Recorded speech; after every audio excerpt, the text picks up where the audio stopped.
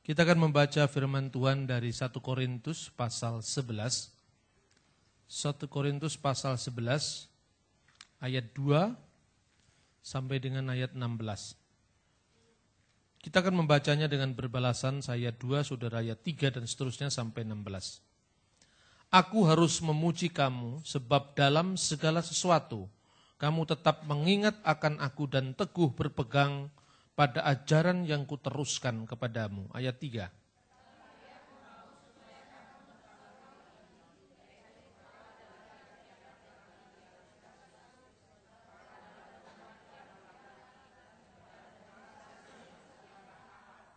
Tiap-tiap laki-laki berdoa atau bernubuat dengan kepala yang bertudung menghina kepalanya.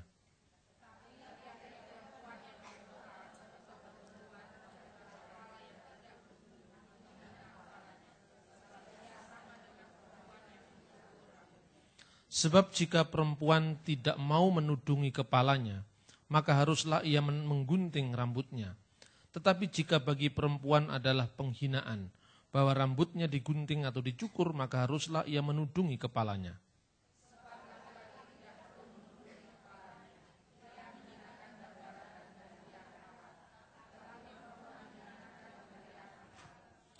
Sebab laki-laki tidak berasal dari perempuan, tetapi perempuan berasal dari laki-laki.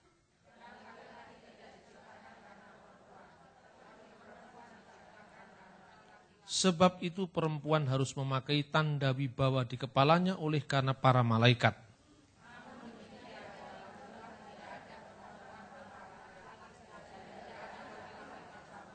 Sebab sama seperti perempuan berasal dari laki-laki, demikian pula laki-laki dilahirkan oleh perempuan, dan segala sesuatu berasal dari Allah.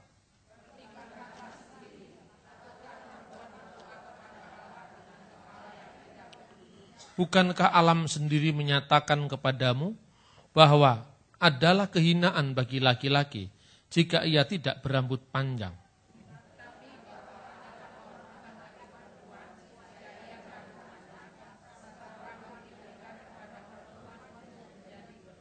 Tetapi jika ada yang mau membantah kami maupun jemaat-jemaat Allah tidak mempunyai kebiasaan yang demikian.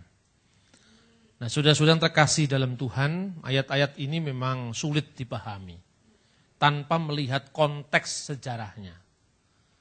Ayat-ayat ini juga pernah ditulis oleh Bung Karno dalam bukunya yang berjudul Sarinah.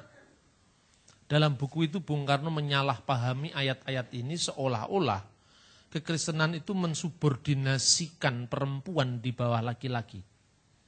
Dan buku yang terkenal yang berjudul Sarinah itu ditulis Bung Karno tahun 1947 ketika Bung Karno belum poligami. Nah, saat Bung Karno sudah poligami, dia tidak bisa mengangkat lagi tema wanita karena dia tidak konsekuen antara perbuatan dan teorinya. Maka sejak saat itu Bung Karno tidak pernah lagi cerita tentang hak atau emansipasi perempuan dalam pidato-pidatonya. Nah, saudara-saudara, ayat ini tidak bisa dipahami kalau kita tidak melihat konteks sejarah. Misalnya, perempuan harus bertudung. Tanpa mengetahui konteks sejarah, kemudian gerejanya Pak Pendeta Ade Manuhutu mewajibkan perempuan Kristen pakai kerudung. Karena ayat ini dipahami secara harafiah. Padahal kalau dipahami secara harafiah, laki-laki tidak boleh berambut panjang.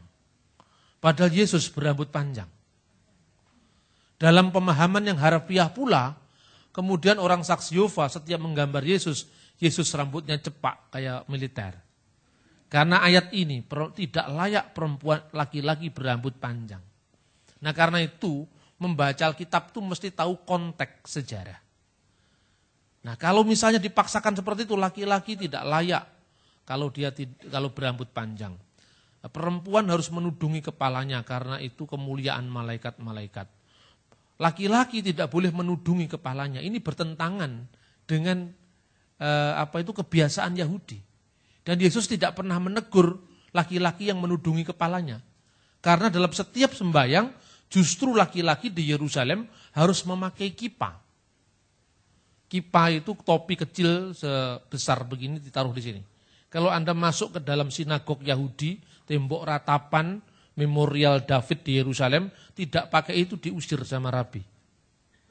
Nah, berarti kan konteksnya Korintus ini bertentangan dengan apa yang dilihat sehari-harinya Yesus. Karena apa? Karena Korintus bukan Yerusalem.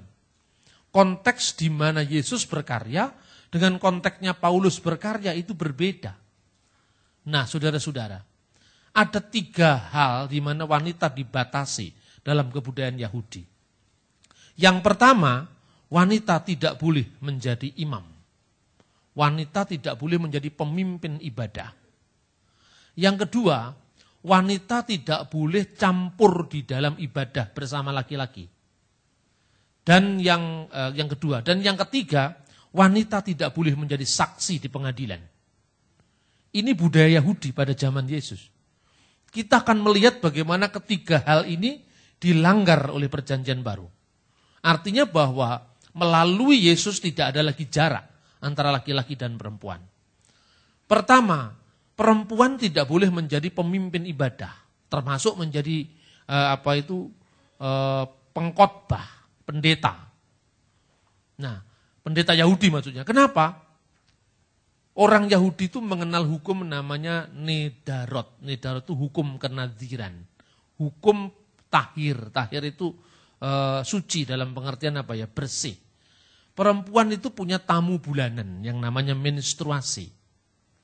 Nah, ibadah Yahudi itu sangat menekankan aspek-aspek kebersihan fisik.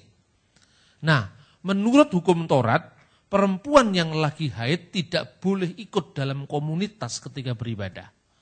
Sementara pekan-pekan perayaan Yahudi itu tidak bisa dibatasi dengan perempuan haid. Maka dengan sangat masuk akal perempuan tidak boleh tampil di depan. Kalau tampil di depan tiba-tiba dia haid kan repot. Nah, gereja kuno, gereja purba yang tidak lazim di mana perempuan jadi pendeta juga mengenal hukum kenadziran karena gereja purba itu muncul dalam konteks budaya yang sama dengan budaya Yahudi. Itu pertama. Kemudian yang kedua, sebetulnya spiritnya wanita tidak boleh bicara menjadi seorang imam itu konteksnya konteks historis. Karena tidak mungkin merombak kebudayaan itu dengan membalik tangan. Itu memerlukan proses. Nah, ketika gereja Protestan tidak lagi mengenal hukum kenadziran dalam ibadah, otomatis haid tidak lagi menjadi halangan. Kan begitu. Nah, tetapi Islam itu menggunakan hukum Yahudi itu yang diambil bukan spiritnya tapi yang diambil itu adalah hukum lahiriahnya. Maka sampai sekarang di Islam perempuan tidak menjadi imam sholat. Tidak boleh menjadi imam sholat. Perempuan tidak boleh duduk bersama laki-laki dalam kursi yang sama di tempat ibadah. Nah, kemudian yang kedua, kalau di dalam Kristen itu yang diutamakan adalah spiritnya. Jadi substansinya. Sehingga karena tidak ada hukum tentang najis tidak najis. Karena kenajisan itu yang ada kan yang masuk ke dalam hati, bukan bukan yang keluar gitu ya. Makanya tidak ada lagi hukum seperti itu. Jadi kita lihat konteksnya seperti apa. Kemudian wanita tidak boleh duduk dalam peribadatan bersama laki-laki. Nah, paham ini juga paham Yahudi. Makanya dalam upacara Yahudi yang namanya seder. Seder itu adalah perjamuan. Perjamuan Paskah. Perjamuan Pentakosta. Perjamuan Pondok Daun. Ya Sukot, Pesah, dan Safuot. Tapi Pesahnya Yahudi itu lain dengan Paskah Kristen. Paskahnya Yahudi itu adalah keluaran dari tanah Israel, dari tanah Mesir menuju ke tanah perjanjian. Sehingga yang diperingati orang Yahudi itu bukan inilah tubuh Kristus, inilah darah Yesus, bukan seperti itu. Inilah roti sengsara yang dimakan nenek moyang kita di Mesir. Inilah cawan sengsara, cawan yang diminum nenek moyang kita di Mesir. Jadi upacara pembebasan sebuah bangsa dari penindasan bangsa lain. Itu pun perempuan tidak boleh duduk bersama dengan laki-laki. Perempuan hanya menyiapkan sesuatu di belakang. Nah, tetapi sebetulnya orang Yahudi juga memiliki pengharapan di mana nantinya ketika zaman Mesias yang dipersiapkan oleh Elia yang akan datang, itu suatu saat jarak itu tidak ada lagi. Ini terbukti bahwa setiap kali dalam ibadat di rumah-rumah Yahudi itu ada satu pintu yang dibiarkan terbuka pada saat perayaan-perayaan tertentu. Sampai hari ini. Apakah itu perayaan Paskah atau Pondok Daun atau Pentakosta. Pintu yang dibiarkan terbuka itu melambangkan bahwa Elia akan datang mempersiapkan jalan bagi Sang Mesias. Nah itu kalau kita ke Israel memahami budayanya seperti itu. Nah dengan kedatangan Mesias yang dipersiapkan oleh Elia nanti, maka jarak-jarak itu sudah tidak ada lagi. Dan ketika Yesus mati, tirai bait Allah itu terbelah menjadi dua. Antara imam besar yang biasanya hadir di ruangan Maha Kudus dengan ruangan kudus dengan halaman itu tidak ada jarak lagi. Padahal orang Yahudi itu kalau berdoa diskriminatif sekali. Makanya dikritik Yesus, dia berdoa itu di tempat-tempat yang terbuka yang dilihat orang. Dan kira-kira bunyi doanya apa? Saya punya seder Yahudi. Doa orang Yahudi itu salah satu berbunyi demikian kalau diterjemahkan dalam bahasa Indonesia. Terpujilah engkau ya Tuhan Allah yang kami sembah, Raja semesta alam. Baruch atah Adonai Eloheinu melek ha'olam. Yang telah menciptakan kami sebagai bangsa Israel dan bukan bangsa-bangsa lain. Yang telah menciptakan kami sebagai laki-laki dan bukan perempuan. Yang telah menciptakan terang dan bukan gelap. Jadi terpujilah Tuhan karena engkau telah memilih kami sebagai terang bukan gelap. Sebagai laki-laki bukan perempuan. Sebagai Israel dan bukan Israel. Jadi gelap, perempuan, bukan Israel satu paket. Terang, Israel, laki-laki satu paket. Doa seperti ini tidak pernah diucapkan oleh Yesus. Ini doanya kaum Farisi. Nah, ada banyak hal yang secara budaya bisa dilihat konteksnya apa dulu. Kemudian wanita harus pakai kerudung. Ini juga kebudayaan. Jadi kalau membaca Alkitab itu tidak bisa diterima secara harafiah. Kalau membaca Alkitab diterima harafiah, berikanlah sesama anggota jemaat itu ciuman yang kudus. Kalau ciuman yang kudus itu diberlakukan bagi masyarakat saat itu, mungkin benar. Tapi kalau ciuman yang kudus itu diberlakukan di Indonesia dan itu kebaktian anak-anak muda itu bisa repot. Konteks ini tidak bisa diterima secara harafiah. Harus dilihat apa konteksnya waktu itu, kebudayaannya waktu itu apa gitu. Nah, soal kerudung misalnya. Di sini kan kerudung seolah kewajiban. Sampai ada Manuhutu mewajibkan pemakaian kerudung. Kerudung itu budaya. Kenapa Paulus menganjurkan pakai kerudung? Tetapi pada ayat terakhir setelah dia berbicara kan kadang-kadang Paulus mengatakan, ini bukan dari Tuhan tapi dari aku. Di situ Paulus berbicara tentang konteks di mana dia berkarya, di mana dia mengatakan kalau hal ini dari aku, bukan dari Tuhan. Dia bisa membedakan. Konteks berkarya itu apabila pelayanan kita jangan sampai menjadi batu sandungan bagi kebudayaan setempat. Dan itu menjadi prinsip kontekstualisasi seluruh perjanjian baru. Misalnya, sebelum kita ngomong kerudungnya, misalnya soal sunat. Kalau kita membaca Alkitab tanpa konteks, kita bingung sendiri. Di dalam Galatia dikatakan, kalau kamu menyunatkan dirimu, maka Kristus tidak berguna bagimu. Berarti orang Kristen seolah-olah tidak boleh sunat laki-lakinya. Tetapi di dalam Kisah Para Rasul pasal 16 ayat 1 sampai dengan 3, Paulus menyunatkan Timotius. Dan Paulus mau agar Timotius yang bersama-sama dia disunatkan. Karena apa alasannya? Alasannya kontekstual. Karena orang tua dari Timotius itu salah satunya orang Yunani. Kenapa? Orang Yunani itu menjadi sandungan bagi orang Yahudi. Ketika Timotius bersama dengan Paulus dan Paulus tidak menyunatkan dia, nanti orang Yahudi di daerah itu menjadi batu sandungan. Jangan mendengar orang yang tidak bersunat. Karena Timotius itu anaknya orang Yunani. Jadi konteks itu harus dilihat. Nah suatu saat salah satu gereja dulu di mana saya melayani, itu ada golongan orang-orang tua yang ya golongan jadul zaman dulu itu. Pokoknya kalau baca Alkitab ikut Belanda. Nah kemudian dia ngomong sama saya, tidak boleh orang Kristen sembahyang. Sunat katanya. Terus saya ditunjukkan ayatnya di mana Pak? Ayatnya ada di Galatia. Barang siapa tidak menyunatkan dirinya, maka Kristus tidak berguna bagi dia. Terus saya buka di Kisah Rasul pasal 16 ayat 1 sama dengan 3. Bagaimana ayat ini? Paulus mau Timotius yang bersama dengan dia disunatkan. Jadi di sini sunat Timotius, Pak. Paulus menyunatkan Timotius. Nah sini Paulus melarang sunat. Mana yang benar? Lu yang benar Galatia, saya bilang. Kalau gitu kisah Rasulnya saya sobek ya Pak. Jangan katanya. Tidak boleh disobek. Karena apa? Ini juga firman Tuhan. Lah sekarang kan sama-sama firman Tuhan, pilih yang mana sekarang? Lu kok bertentangan? Lah sebentar lagi Bapak nanti masuk Islam kalau bertentangan. Ikut yang namanya Ahmad Didat. Katanya ayat satu dengan ayat lain bertentangan. Tidak bertentangan, konteksnya berbeda. Yang dikatakan dalam Galatia, kenapa Galatia mengatakan begitu? Di Galatia itu muncul gerakan-gerakan Kristen legalis. Kristen legalis itu orang Kristen yang sangat menekankan hukum Taurat karena petobat-petobat baru dari orang Parisi yang masuk Kristen.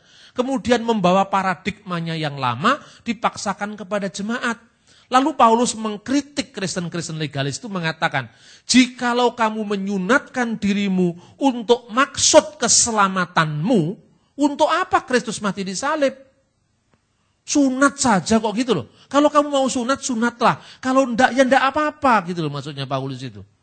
Nah tetapi untuk pertimbangan konteks, Timotius disunatkan supaya tidak jadi batu sandungan dalam pelayanan. Misalnya, kita menginjili orang Sunda. Sunat itu sebagai salah satu kriteria keberimanan orang Sunda. Jadi mestinya gereja Pasundan menganjurkan jemaahnya bersunat. Bukan karena untuk keselamatan, tapi untuk maksud supaya Injil tidak ditolak di sana. Jadi membaca Alkitab itu indah kalau melihat konteksnya. Kemudian yang kedua persoalan kerudung. Apakah dengan demikian wanita yang tidak pakai kerudung itu tidak layak? Itu konteks budaya apa dulu? Kerudung itu asalnya dari mana sih sebetulnya? Kerudung itu bukan dari Islam, bukan. Islam itu datang paling terakhir, tidak usah dijadikan referensi lah. Itu kan yang paling akhir, untuk apa dijadikan referensi? Tidak ada artinya itu. Itu kan yang paling akhir itu yang penjiplak-penjiplak yang kemudian datang. Kerudung itu pertama kali muncul pada Undang-Undang Lipit Ishtar. Itu kira-kira tahun 1800 sebelum Masehi. 1600 sebelum Masehi, sorry. Kemudian masuk lagi dalam Undang-Undang Hammurabi. 1400 sebelum Masehi di Mesopotamia. Jadi itu undang-undang zaman dulu ya, kira-kira sejaman dengan Musa dan setelah zaman Abraham. Itu sudah ada kerudung.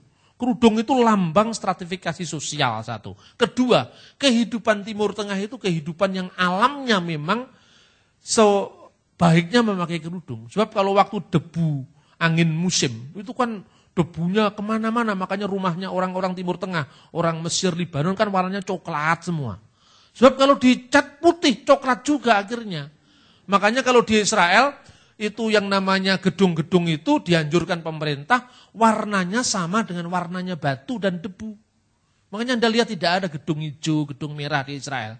Karena apa? Sebentar lagi kalau nanti kena debu angin gurun lagi, itu jadi coklat juga. Kan rugi. Maka kalau warnanya sama dengan warna debu, kan abadi warnanya gitu loh.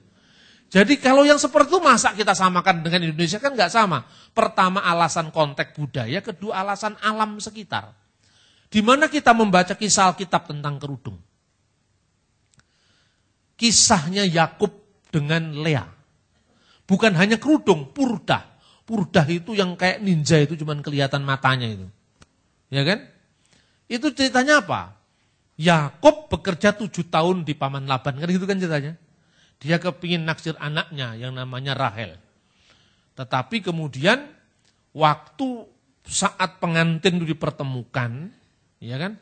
Maka Lea yang dipersembahkan kepada Yakub. Ketika sampai di kemahnya pada malam itu dibukalah oleh Yakub, loh, ternyata kok kakaknya, bukan adiknya. Langsung dia protes ke Laban. Bagaimana mungkin, saya kan menginginkan adiknya. Kenapa kau kasih kakaknya? Terus kemudian Laban menjawab, kira-kira kisahnya seperti ini. Kalau ayatnya dibaca, waktunya habis. Nanti dibaca sendiri di kitab Kejadian. Kira-kira kemudian Laban mengatakan, menurut adat kami, seorang adik tidak boleh mendahului kakaknya menikah. Maka ambillah Lea dulu. Kalau kamu ingin mendapatkan adiknya, bekerjalah 7 tahun lagi. Dan kamu akan mendapatkan adiknya. Pertanyaannya sekarang, kenapa kok waktu itu Yakub tidak tahu kalau yang diberikan kepada dia itu Bukan Rahel tapi Lea. Karena pakai kerudung. Dan kerudung itu hanya kelihatan matanya. Terus kedua, perbedaan adat antara Yakub dan Laban. Menurut adat kami, artinya adatnya orang Israel beda dengan adatnya Laban. Laban itu orang mana? Dia yang dikenal dengan orang Aram. Orang Aram itu ada dua. Aram di antara dua sungai, namanya dalam bahasa Ibrani Aram Naharayim. Sungai Efrat, sungai Tigris, di sini bangsa Aram itu Mesopotamia, sekarang Irak. Sementara Yakub mewakili Israel, buktinya apa? Bahasanya berbeda. Tatkala dia mengikat perjanjian antara Laban dan Yakub, Yakub menamai batu tempat di mana menjadi tanda perjanjian itu Galet, artinya timbunan batu. Tetapi si Laban menamainya dengan bahasa Aram, Zegar Sehaduta. Zegar itu bahasa Aram artinya hajar bahasa Arab. Sehaduta itu bahasa Arabnya as-sahadat. Jadi batu kesaksian. Artinya Yakub punya budaya yang beda dengan Laban. Satu, termasuk Yakub tidak mengenal pemakaian kerudung, Laban memakai kebudayaan yang mengenal kerudung, kan gitu kan? Kedua, Yakub memakai bahasa yang berbeda dengan Laban.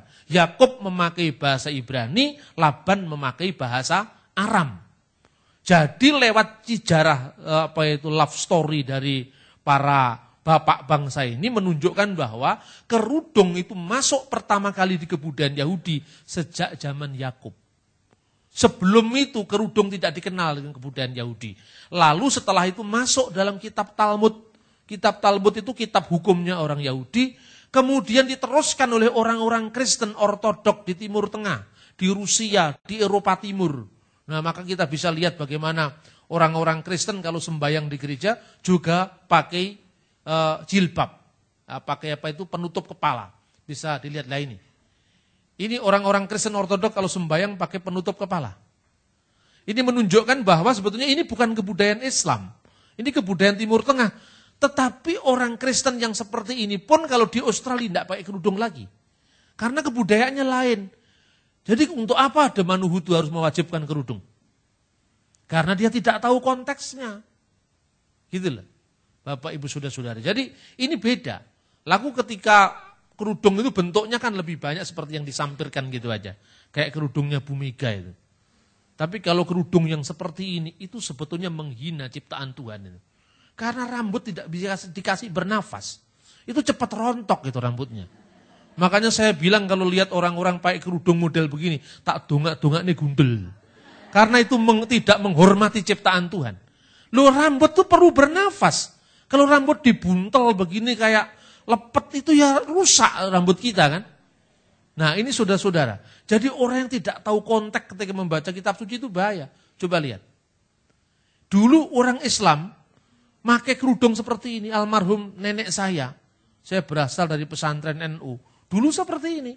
Sejak kapan orang pakai jilbab yang model lepet begini? Itu sejak tahun 1984. Kenapa? Kemenangan revolusi Iran.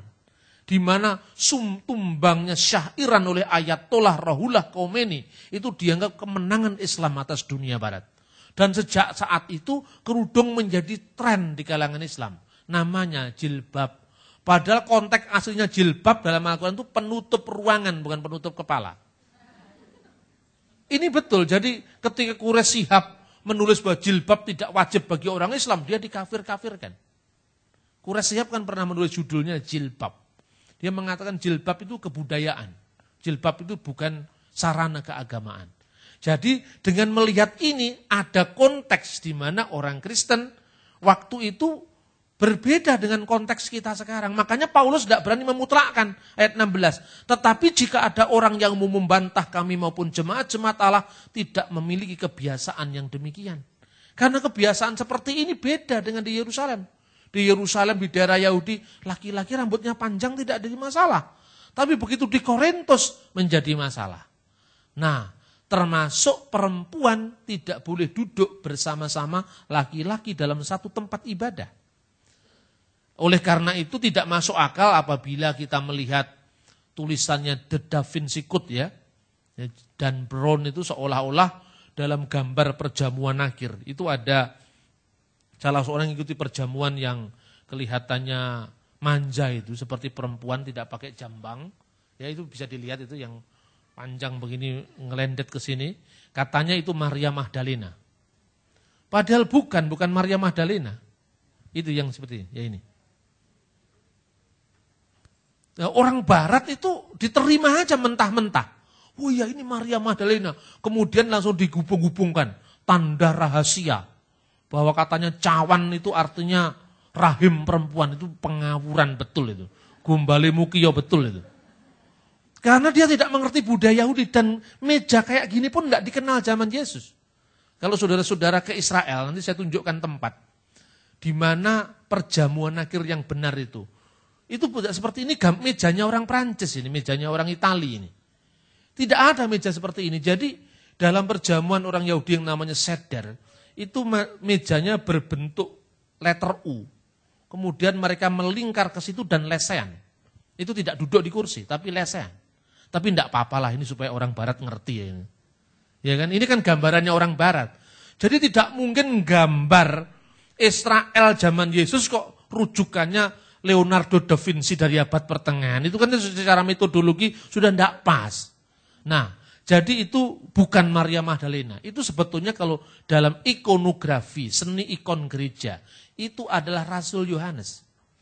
Jadi Yohanes itu ada Yohanes yang tua, ya, ada Yohanes muda. Ya, Yohanes ini Yohanes anaknya Zebedius. Yohanes anaknya Zebedius, bukan Yohanes yang lain. Nah, saudara-saudara yang terkasih dalam Tuhan, maka dengan demikian ada prinsip-prinsip kontekstualisasi. Prinsipnya kontekstualisasi itu kita harus melihat sesuatu itu pada konteksnya. Tidak bisa kita paksakan. Begitu juga kenapa perempuan tidak boleh bicara dalam ibadah. Nah, coba kita lihat sekarang pada ayatnya ini. Dan laki-laki terus.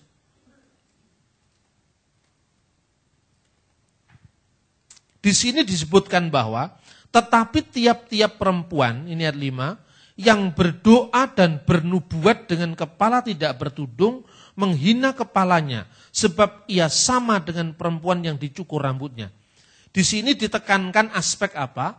Aspek ritual, bukan aspek kebudayaannya. Sebaiknya untuk konteks penghormatan terhadap perempuan, pakailah kerudung. Tetapi di sini ada hak perempuan untuk berdoa dan bernubuat. Berarti dia boleh tampil di depan umum. Kan begitu kan?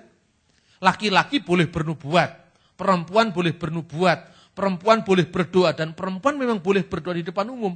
Tetapi kelihatannya tanpa melihat konteksnya, ini kelihatannya kok berbeda dengan pasal 14. Ayat 34. Sama seperti dalam semua jemaat orang-orang kudus, perempuan-perempuan harus berdiam diri dalam pertemuan-pertemuan jemaat. Sebab mereka tidak diperbolehkan berbicara. Mereka harus menundukkan diri seperti yang dikatakan juga oleh hukum Taurat. Jika mereka ingin mengetahui sesuatu, baiklah mereka menanyakanlah kepada suaminya di rumah. Sebab tidak sopan bagi perempuan untuk berbicara dalam pertemuan jemaat. Nah, ayat ini untuk gereja tertentu. Misalnya gereja Pentakosta Tabernakel. Ditafsirkan secara harafiah, perempuan tidak boleh jadi pendeta. Kedua, perempuan tidak boleh bicara di depan umum termasuk khotbah. Nah, padahal konteksnya kita harus lihat. Kenapa perempuan ini kok sebegitu diproteks? Tetapi ini hanya ada di Korintus. Tidak ada di tempat lain. Jadi mesti ada konteks Korintus tertentu. Untuk itu coba kita baca sekarang di dalam 1 Timotius. Ya. Konteksnya apa? Kok seperti ada larangan seperti itu ya? Ini 1 Timotius pasal 2 ayat 8 sampai dengan ayat 15. Ya. Ada yang bisa membacakannya? Atau kita baca secara berbalasan saja supaya teksnya lebih lengkap kita baca. Saya membaca ayat 8, jemaat bersama-sama ayat 9 dan seterusnya. Mengenai sikap orang laki-laki dan perempuan dalam ibadah jemaat. Oleh karena itu aku ingin supaya di mana-mana orang laki-laki berdoa dengan merendah, menadahkan tangan yang suci. tanpa marah dan tanpa perselisihan. Ya.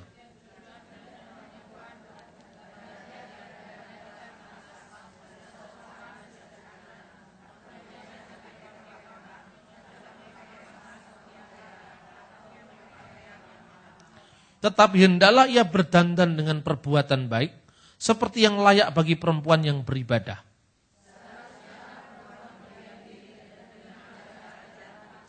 Aku tidak mengizinkan perempuan mengajar dan juga tidak mengizinkan memerintah laki-laki. Hendaklah ia berdiam diri.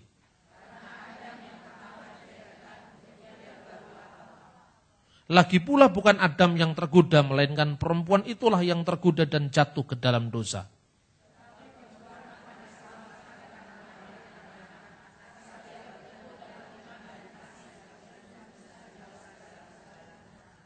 Kalau dibaca secara sepintas, kok perempuan itu terhormat hanya karena melahirkan anak, ya kan?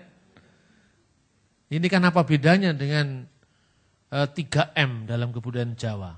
Macak, manak, masak. Padahal konteksnya tidak seperti itu. Konteksnya apa? Zaman di mana di luar budaya Yahudi, termasuk Korintus, itu adalah tempat di mana terjadi penyembahan Dewi Afrodit. Nah, salah satu ritual yang sangat dianggap jijik oleh gereja saat itu adalah ritual pelacuran bakti. Nah, dalam ritual pelacuran bakti itu sedemikian rupa sehingga posisi perempuan termanfaatkan untuk ritual itu.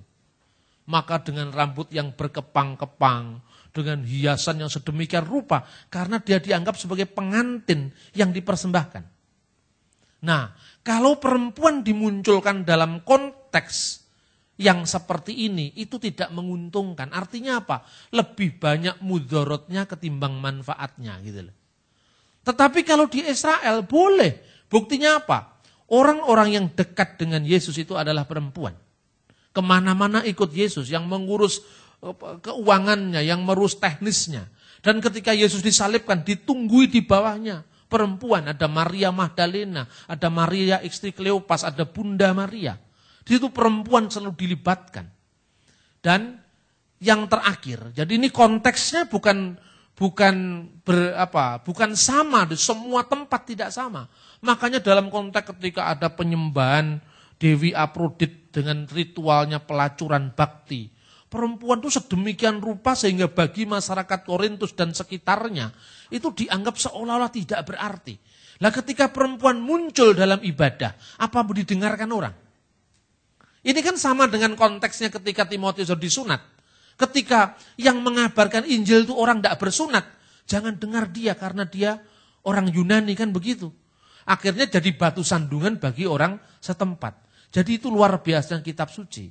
Jadi di mana konteks dia berkarya, itu situasi dan kondisinya memang berbeda. Oleh karena itu, dalam kondisi konteks yang tidak memungkinkan seperti ini, maka perempuan tidak terlalu menguntungkan kalau dimunculkan di dalam pertemuan-pertemuan umum.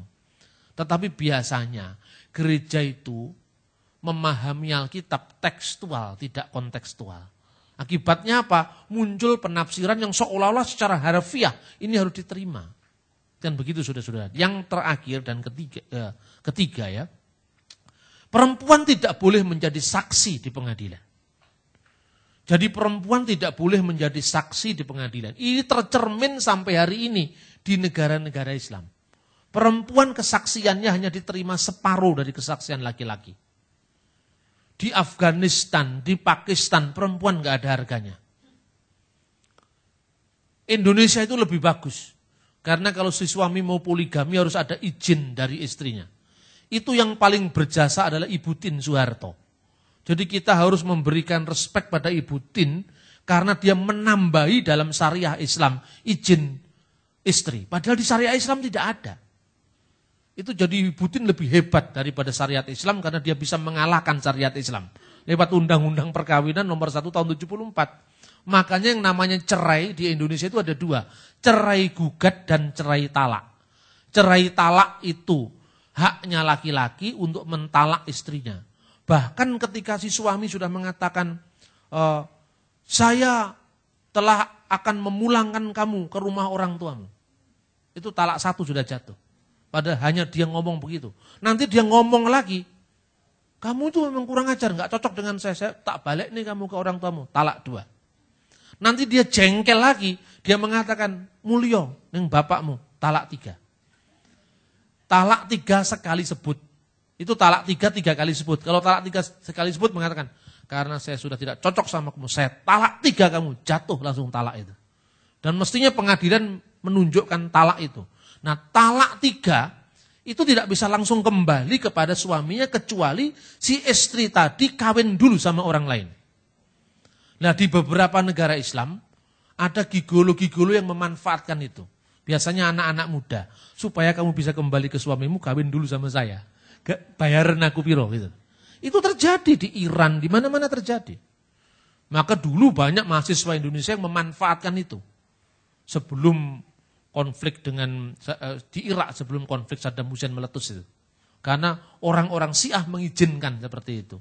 Bahkan ada perkawinan yang namanya perkawinan mut'ah. Jadi kalau misalnya saya menjadi mahasiswa di Iran, ya, misalnya, kemudian lama tidak ketemu sama istri, daripada berbuat zina, boleh mengambil istri mut'ah. Istri kontrak, nanti kalau masa studinya sudah habis, itu ditalak. Langsung pulang ke Indonesia. Jadi Islam sangat membela laki-laki, kurang membela perempuan. Lalu apa istrinya juga nggak ditinggal sendiri, bagaimana kebutuhan istrinya? Kenapa hanya suaminya yang dipersoalkan? Makanya di surga nanti itu ada bidadari, tapi tidak ada bidadara. Karena surganya terlalu membela laki-laki. Lalu di kenyataannya seperti itu. Anda baca Al-Quran, tidak ada bidadara di sana, yang ada bidadari. Jadi bidadari itu akan dipersembahkan kepada orang beriman. Dan minta maaf ya, ini kata Quran. Ketika dia berhubungan dengan laki-laki, dia membalik perawan lagi. Nah kemudian berhubungan lagi, membalik perawan lagi. Itulah bidadari-bidadari yang bermata jeli, yang dikaruniakan kepada setiap orang beriman. Nikmat Tuhan mana lagi yang kamu dustakan? Terus perempuannya cuman pelongo-pelongo. Mana pahala untuk saya? Tidak ada. Nah, sebetulnya ini lahir dari kepada kebudayaan yang tersubordinasi di bawah patriarki, budaya patriarki. Di mana laki-laki itu lebih dominan dari perempuan. Tetapi kita akan melihat, Yesus membatalkan budaya patriarki itu. Pertama, dia tidak canggung-canggung bertemu dengan perempuan Samaria. Ngomong-ngomong lama di sebuah perigi, namanya perigi Yakub. Murid-muridnya aja bingung, bagaimana Yesus itu? Dia sudah ketemu sama perempuan, sama orang Samaria, musuh bebuyutannya orang Yahudi. Orang Samaria itu kan sudah tidak saling sapa dengan orang Yahudi ketika mereka datang dari pembuangan. Ya. Kemudian orang-orang Samaria ini sudah dulunya orang Yahudi, orang Israel di sebelah utara.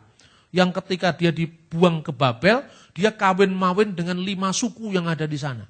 Akibatnya apa? Terjadi percampuran agama. Percampuran ibadat. Maka orang-orang Yahudi yang sudah kawin dengan orang-orang suku-suku yang terdiri 5 suku di Mesopotamia atau di Babel itu, maka kemudian ditolak dalam pembangunan Bait Allah. Sejak saat itu orang-orang Yahudi yang kawin-mawin dengan orang Babel ini dinamakan orang Samaria. Itu terjadi tahun 600 sebelum Masehi. Sejak saat itu orang Yahudi mengatakan Samaria itu terlaknat, Samaria itu terkutuk. Yesus mengatakan apa? Ada orang yang berjalan dari Yerusalem ke Yeriko. Di tengah jalan dia ketemu dengan orang Yahudi, dibiarin saja. Tetapi ada orang Samaria yang terberak oleh belas kasihan. Orang Samaria yang baik hati itu. Terus kemudian dikatakan, mana di antara sesamamu yang mengerti orang lain? Orang yang tergerak hati oleh belas kasihan. Dia tidak menjawab orang Samaria. Karena menyebut Samaria itu gengsi orang Yahudi. Yesus bicara dengan orang Samaria. Terjadi islah, terjadi rekonsiliasi. Bagi murid-murid masih belum siap dengan apa yang dikatakan gurunya. Bagaimana guru kita ngomong dengan orang Samaria? Perempuan lagi. Lah ini ada double discrimination. Perempuan Samaria. Jadi Samaria, sudah perempuan lagi.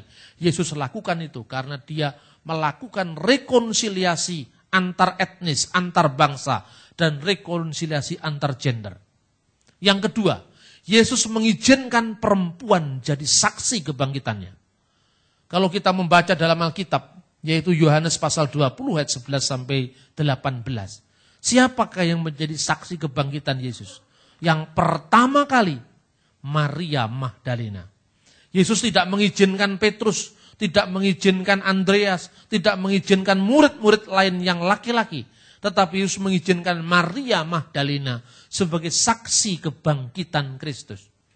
Nah, menurut tradisi sejarah gereja, ditulis oleh bapak-bapak gereja pada awal-awal sekali, Maria Magdalena itu dikenal dengan gelarnya dalam bahasa Latin, Apostola Apostolorum. Apa artinya Apostola Apostolorum? Rasul segala rasul. Jadi bukan rasul dalam pengertian hakiki, dalam pengertian metafor, perumpamaan. Kenapa? Karena dia rasul kebangkitan. Dan Maria Magdalena lah yang kemudian menceritakan kepada Petrus, kepada yang lain. Artinya apa? Yesus membatalkan hukum Yahudi, Yesus membatalkan adat istiadat Yahudi bahwa perempuan tidak boleh menjadi saksi. Yesus justru mempercayakan saksi kebangkitannya itu kepada seorang perempuan yaitu Maria Magdalena. Nah, ayat ini tidak dipahami konteksnya oleh Dan Brown. Dianggap seolah-olah gereja telah merebut hak keimamatan seorang perempuan digantikan oleh Petrus yang laki-laki. Maka lewat gereja Katolik terjadi penindasan terhadap perempuan. Itu juga tidak benar. Karena kata apostola apostolorum itu tidak ada dalam Alkitab. Itu ada dalam tradisi gereja untuk menekankan bahwa di atas semua perbuatan Yesus, kejadian sejarah Yesus, apa yang paling penting? Kebangkitannya di antara orang mati. Tanpa kebangkitan itu, sia-sialah pemberitaan kami dan sia-sialah iman kamu, kata Rasul Petrus, Rasul Paulus. Ya kan? Nah, hal yang begitu penting, yang begitu krusial, yang begitu sangat-sangat penting ini, Yesus percayakan kepada seorang perempuan sebagai saksi. Ini kan luar biasa. Bukan kepada laki-laki sebagai saksi, tapi sebagai seorang perempuan, maka dikenali dengan rasul segala rasul. Karena dia rasul yang menyaksikan, utusan yang menyaksikan kebangkitan Yesus yang menjadi titik kulminasi dari pelayanan Yesus di muka bumi. Kan luar biasa. Sejarah gereja masih menambahkan. Ini kira-kira sejarah ini berasal di abad ketiga. Maria Magdalena itu sering dikaburkan dengan pelacur yang bertobat. Padahal itu salah. Pelacur yang bertobat itu bukan Maria Magdalena. Tetapi perempuan yang kerasukan 7 roh itu, yang dilepaskan oleh Yesus. Itu perempuan lain yang tidak disebutkan namanya. Kenapa kok dikaburkan? Ini gara-gara Paus Gregorius. Paus Gregorius itu kurang paham Alkitab. Karena terlalu banyak menghabiskan waktunya untuk menaklukkan raja-raja Eropa. Waktu itu gereja Katolik sangat dominan dalam berpolitik. Sehingga Paus pun kadang-kadang kurang memahami kitab suci. Akibatnya Maria Magdalena dikaburkan dengan perempuan berdosa yang bertobat yang tidak disebutkan namanya. Karena dalam Alkitab hanya dibedakan 2 ayat. Maka dianggap satu perikop. Waktu itu kan judul-judul itu belum ada. Jadi judul-judul pasal ayat itu baru abad 15 ditambahkan dalam Alkitab. Yang kasih judul supaya pembaca awam lebih paham Alkitab. Tapi di gereja kuno, di gereja-gereja ortodoks sebelum Katolik, 2 perempuan itu punya perayaan masing-masing. Sehingga perempuan yang berdosa, yang bertobat itu dengan Maria Magdalena memang 2 oknum yang berbeda. Nah, Maria Magdalena ini dikenal sebagai seorang pemain kinor. Kinor itu kecapi, pemain kecapi. Danau Galilea kenapa disebut Kineret? Kineret diterjemahkan dalam bahasa Yunani Genesaret. Kenapa? Bentuknya Danau Galilea itu seperti kecapi. Makanya disebut Danau Kinor, Kineret. Nah, Maria Magdalena ini pemain kecapi. Menurut catatan sejarah gereja purba abad ketiga, Maria setelah dia menyaksikan penyalipan Yesus di bawah salib bersama Bunda Maria dan Maria istri Kleopas, bapak ibunya saudara Yesus yang lain itu loh. Jadi Yesus kan punya saudara-saudara, itu anaknya Maria istri Kleopas. bukan anaknya Bunda Maria. Ini gereja Protestan kadang-kadang juga ngawur itu. Abad-abad yang 16 tidak tahu sejarahnya, dipikir Yesus punya saudara-saudara kandung, tidak benar itu. Itu bukan saudara kandung Yesus. Satu adalah anak Yusuf dari perkawinan terdahulu, karena dia itu duda yang ditinggal mati istri.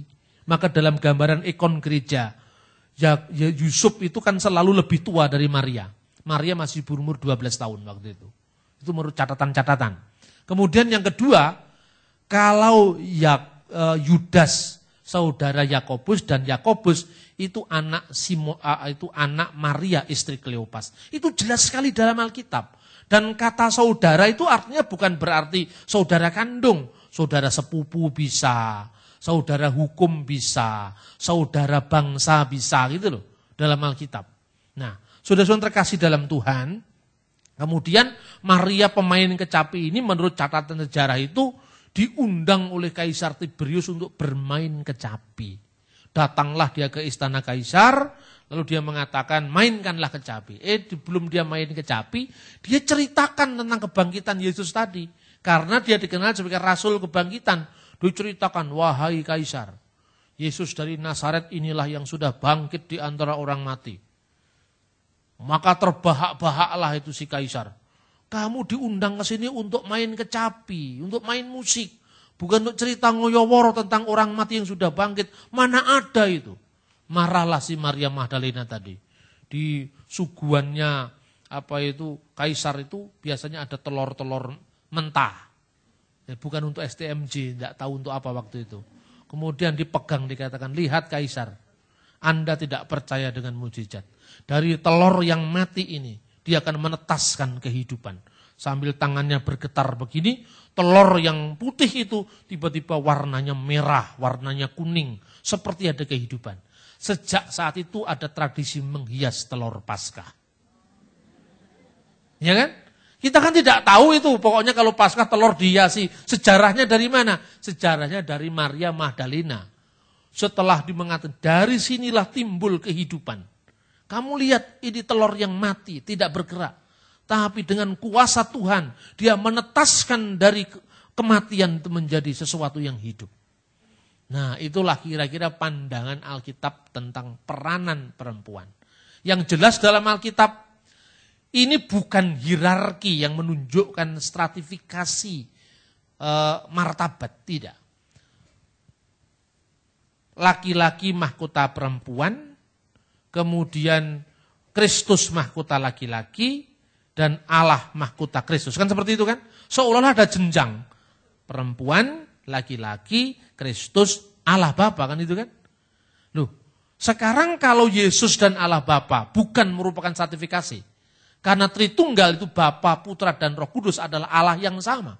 Berarti Yesus yang dimasukkan sebagai kepala laki-laki ini, Yesus dalam posisinya sebagai firman yang menjadi manusia. Dalam kemanusiaannya, dia menjadi mahkota laki-laki. Dalam kemanusiaannya, dia di bawah Allah Bapa. Kan begitu. Maka, kalau laki-laki menjadi mahkota perempuan, di dalam perannya perempuan di bawah laki-laki. Itu dalam konteks kekeluargaan Timur Tengah. Karena kepala keluarga itu adalah laki-laki. Tetapi perannya sama. Orang mengatakan, kan dosa lewat perempuan. Ya itu kebetulan saja karena perempuan itu gila keindahan, kan gitu kan. Maka iblis itu kan ketika dia menyamar jadi ular. Kenapa menyamar jadi ular? Kenapa tidak menyamar jadi tekek saja iblis pada itu? Kenapa menyamarnya jadi ular? Kalau tekek pasti takut itu perempuannya. Suaranya aja menakutkan. Kalau perempuan kan pandai menari. Nah, di situ ada gambaran tentang keindahan. Lalu perempuan itu kan kodratnya suka yang indah-indah. Iya kan? Dia lihat sesuatu yang indah, perhiasan yang indah, model baju yang indah, kan seperti itu. Nah, biasanya dosa lewat masuk seperti itu. Makanya substansinya jangan dihilangkan karena penampilan. Penampilan itu nomor 2 atau nomor sekian. Yang penting isi, substansi. Nah, itu dalam sejarah pertama dipakai oleh iblis. Tapi kan bukan berarti Adam tidak ikut. Adam kan ikut-ikut juga. Berarti ya podo-podo kan artinya gitu loh. Tetapi masuknya dosa itu lewat perempuan. Karena perempuan lebih menggunakan rasa. Kodratnya kan seperti itu. Laki-laki lebih menggunakan rasio. Jadi ini sebetulnya warisan kodrati, bukan urutan-urutan seperti yang dikatakan Bung Karno. Maka penekanan Alkitab, memang laki-laki, perempuan diciptakan karena laki-laki. Karena tulang rusuk laki-laki. Itu kan hanya urutan teknis penciptaan. Tetapi ingat juga, tidak ada laki-laki tanpa perempuan. Karena laki-laki tidak dilahirkan dari sebongkah batu, tapi dilahirkan dari seorang perempuan. Dan di mata Allah, perempuan dan laki-laki adalah sama. Jadi urutan tadi bukan stratifikasi tinggi rendahnya, tapi stratifikasi peran dalam kehidupan keluarga, dalam kehidupan masyarakat. Nah, kiranya firman Tuhan ini paling tidak lebih memperlengkapi kita, bagaimana kita membaca Alkitab dengan konteks yang benar. Membaca Alkitab dengan konteks berarti kita tidak mengizinkan penafsiran yang ngawur. Penafsiran yang tidak melihat bagaimana munculnya teks-teks itu dalam konteks tertentu. Mari kita berdoa. Bapa di surga, kami mengucap syukur untuk renungan firman Tuhan pada pagi hari ini. Ajar kami untuk menjadi murid yang setia mengerti kehendak Tuhan. Dan kami percaya bahwa Alkitab tidak turun dari langit. Yang turun dari surga adalah Yesus Tuhan dan Juru Selamat kami. Firman itulah yang telah menjadi manusia dan tinggal di antara kita. Dan kita telah melihat kemuliaannya, yaitu kemuliaan yang diberikan kepadanya sebagai anak tunggal Bapa penuh kasih karunia dan kebenaran. Kami mengimani Alkitab sebagai firman-firman Allah. Bukan firman secara langsung yang turun dari surga. Alkitab itu muncul dalam konteks sejarah, dalam konteks budaya tertentu yang harus kami pahami supaya kami tidak salah dalam menafsirkan kehendak Tuhan.